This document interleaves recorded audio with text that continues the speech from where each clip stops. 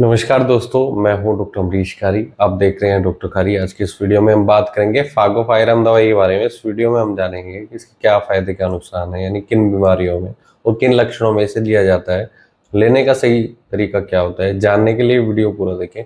अगर आप हमारे चैनल पर नए हैं तो चैनल को सब्सक्राइब कर लें ताकि आने वाली हेल्थ रिलेटेड वीडियो से आप अपडेटेड रहें। फागोपायरम एस्कुलेटम मेडिसिन को वैसे तो काफ़ी सारी बीमारियों में दिया जाता है, खासतौर पर इसे चर्म रोगों यानी स्किन डिजीज में दिया जाता है। ये दवाई देने से चर्म रोगों में पेशेंट को खुजली कम लगती है, स्वेलिंग कम आती है। अगर म्यूकस मेम्ब्रेन पर पेशेंट को स्वेलिंग आई हुई है तो वो कम हो जाती है। साथ ही पेट, नाक, गले और आंखों से संबंधित कुछ परेशानियों में इस दवाई को दिया जाता है। पेशेंट को आंखों में और आंखों के चारों तरफ खुजली होती है, कानों के चारों तरफ खुजली होती है। पेशेंट को आंखों में जलन देखी जा सकती है।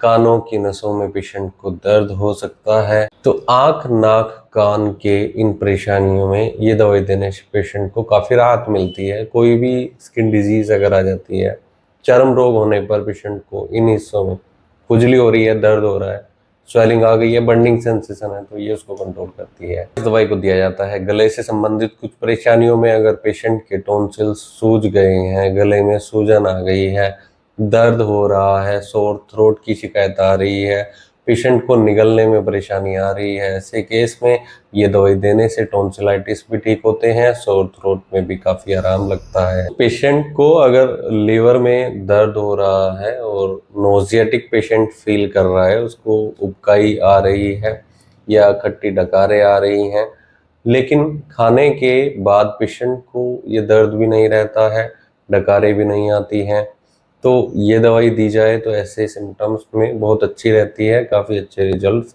पेट के इन सिम्टम्स में इस दवाई को दिया जा सकता है। पेशेंट को गैस बहुत ज़्यादा बनती है और एनस पर स्टूल पास करने के बाद इचिंग और बर्निंग सेंसेशन देखने को मिलती है। ऐसे केस में अगर पेशेंट को पाइल्स भी हो गए हैं तो उसको भी ठीक करने में ये दवाई मददगार रहती है। पेशेंट को अगर यूरेथ्रा में कटिंग पेन देखने को मिल रहा है, दर्द की शिकायत आ रही है, तो ये दवाई देने से काफ़ी मदद मिलती है। साथ ही मेल पेशेंट को खास तौर पर अगर जेनिटल एरिया पर बहुत ज़्यादा स्वेटिंग देखने को मिलती है तो ऐसे सिम्टम्स में भी ये दवाई दी जाती है। फीमेल पेशेंट में इसको प्योरिटिस वल्वा में दिया जाता है। अगर पेशेंट को वेजाइना में इचिंग हो रही है और कोल्ड वाटर से पेशेंट को आराम लगता है या बेटर फील करता है तो ये दवाई ऐसे सिम्टम्स में दी जाती है।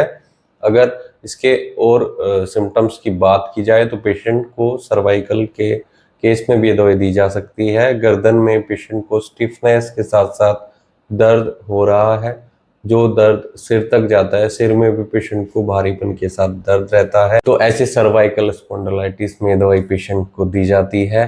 कुछ और दर्द में भी ये दवाई दी जा सकती है। कुछ और पेन, जैसे पेशेंट को राइट किडनी में अगर पेन हो रहा है, हाथों की बोन्स में पेन हो रहा है, हैंड बोन में अगर पेशेंट को पेन हो रहा है और नी में यानी घुटनों में नमनेस, सुनपन हो रहा है, तो ये दवाई दी जा सकती है। अगर आपको ऐसी कोई तकलीफ है और इस दवाई का सेवन करना चाहते हैं तो एक बार अपने डॉक्टर से सलाह जरूर ले लें।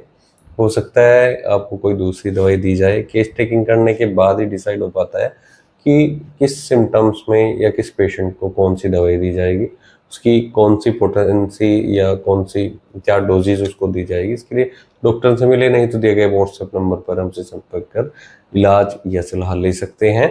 वीडियो देखने के लिए धन्यवाद। चैनल को सब्सक्राइब करें और कमेंट सेक्शन में जरूर बताएं कि हमारी वीडियोस आपको कैसी लगती हैं। Thank you.